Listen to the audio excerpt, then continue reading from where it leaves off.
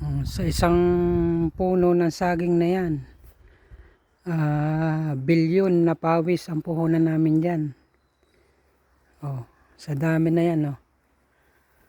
Binebenta namin yan para makabayad lang ng buwis. Bago anong ginagawa ninyo sa gobyerno, ninanakaw nyo lang. Kaya kaming magsasaka, wala, namatay na. Matay na sa hirap. Kaya hirap magtanim ba? Tingnan nyo, sa dami na yan. Binebenta namin yan sa bayan, makapagbayad lang kami ng buwis. Bago ninanakaw nyo lang.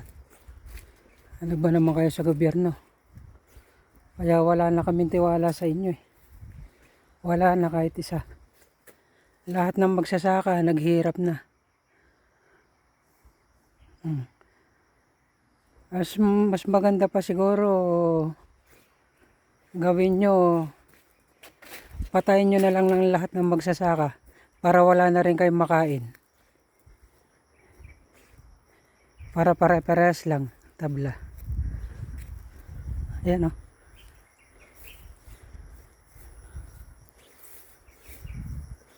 Kaluwag niya Gandun.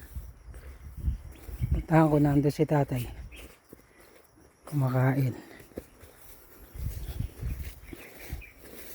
Ayan, sa lahat ng magsasaka dyan,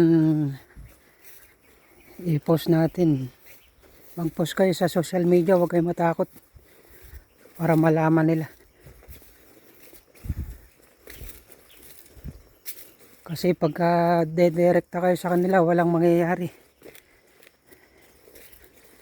Mapeperahan lang kayo. Wala na nga tayong pera, hihingian pa tayo ng pera. Yan.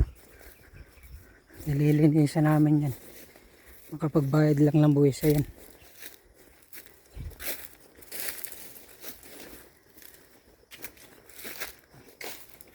Diyan kami.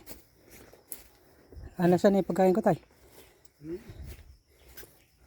Asan?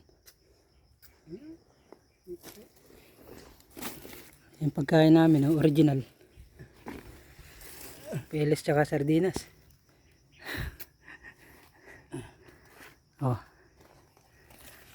Dami na saging na yun. Shout out sa lahat ng magsasaka dyan.